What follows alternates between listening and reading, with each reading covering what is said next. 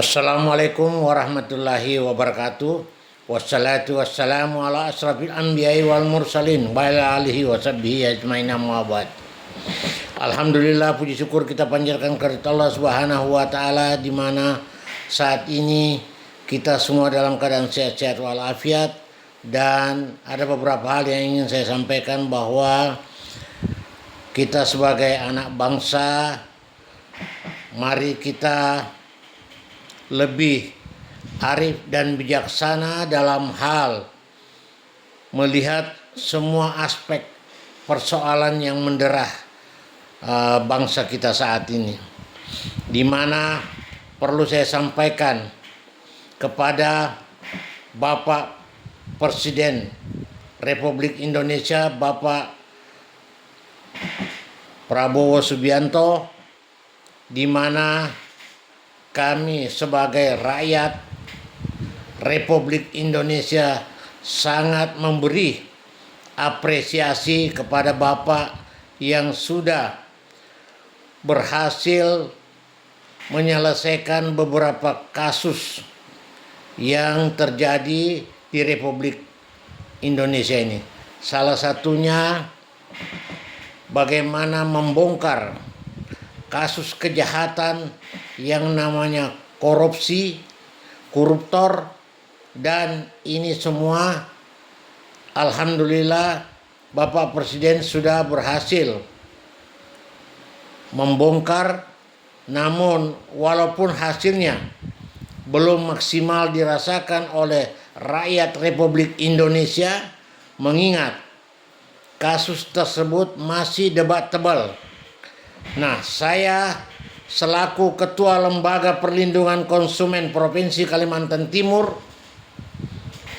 memberikan masukan kepada Bapak Presiden beserta seluruh pembantu Bapak Presiden, yaitu para menterinya, bahwa negara ini tidak akan pernah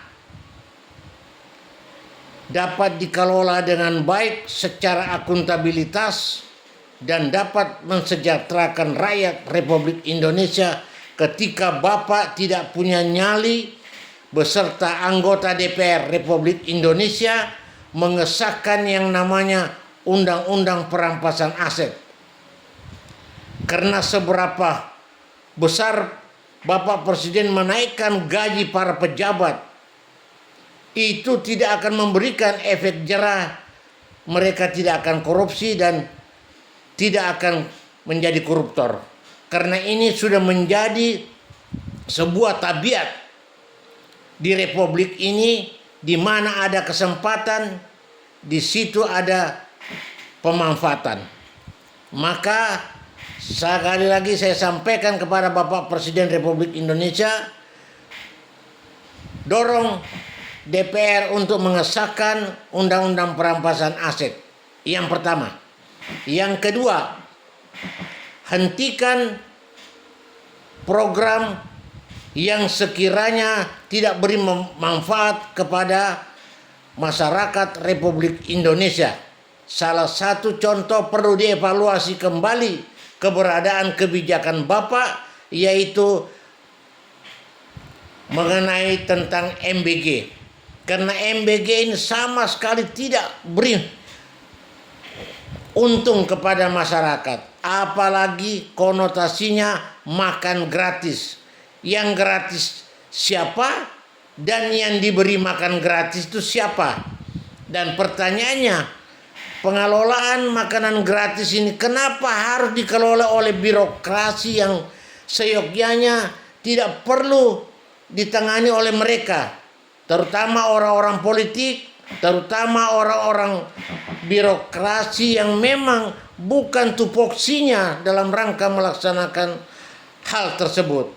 Maka ini saya minta kepada Bapak Presiden Republik Indonesia agar ditinjau ulang kebijakan Bapak yang tadinya ingin memberi manfaat kepada masyarakat, tetapi apa yang dirasakan oleh masyarakat saat ini, ada berapa ribu anak bangsa ini keracunan akibat persoalan MBG. Dan setiap hari kita merekam pidato-pidato Bapak yang semakin hari semakin tidak memberikan kontribusi nalar yang baik berkaitan dengan konsep kenegaraan yang saat ini sedang terjadi. Nah, maka saya minta kepada seluruh pembantu presiden harus cerdas dalam rangka mengelola kebijakan Bapak Presiden Republik Indonesia. Karena Bapak Presiden Republik Indonesia ini betul-betul ingin mensejahterakan rakyatnya di Republik ini. Tetapi apa daya seorang presiden kalau tidak dibantu dengan para pembantunya, para menterinya yang jujur dan profesional dan visioner dalam rangka mengelola akuntabilitas administrasi negara.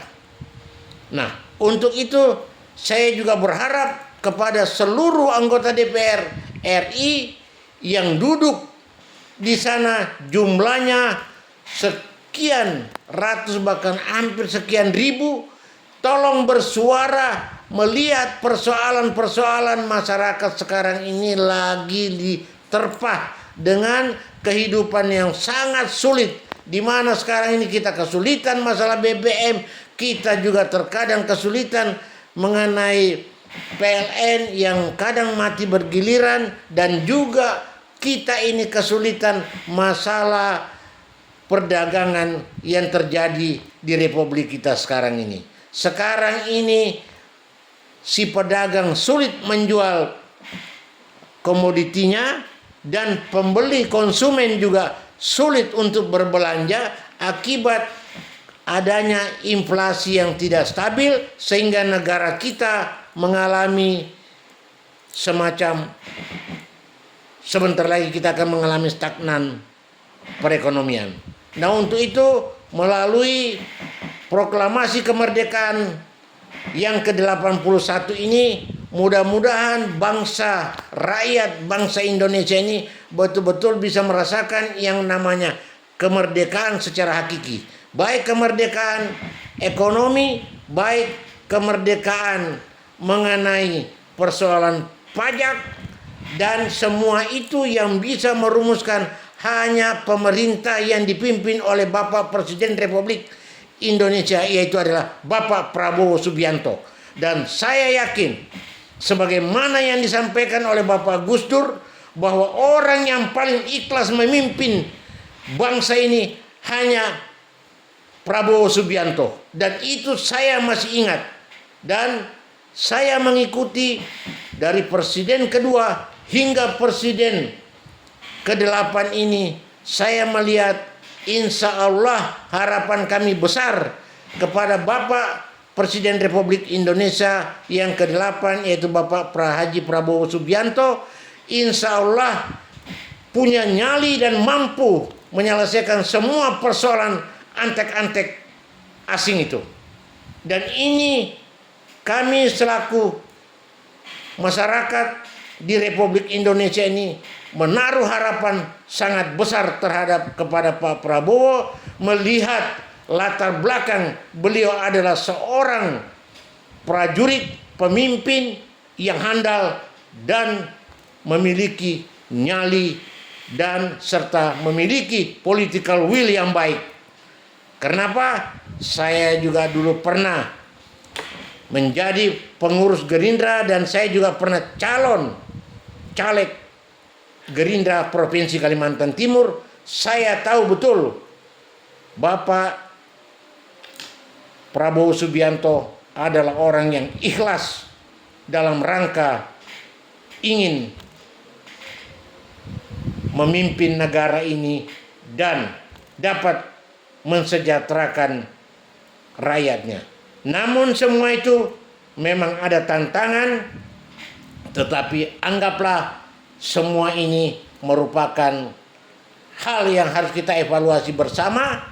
Dan kami sebagai rakyat Republik Indonesia sekaligus sebagai Ketua Lembaga Perlindungan Konsumen Provinsi Kalimantan Timur, saya masih menaruh harapan besar terhadap Bapak Presiden Republik Indonesia. Dan saya yakin satu-satunya presiden yang bisa membasmi oligarki dan bisa membasmi para pelaku kejahatan antek-antek asing hanya Bapak Presiden Republik Indonesia, yaitu Bapak Prabowo Subianto. Demikian yang dapat saya sampaikan sebagai Ketua Lembaga Perlindungan Konsumen Provinsi Kalimantan Timur berdasarkan evaluasi dan investigasi persoalan konsumen yang ada di Kalimantan Timur.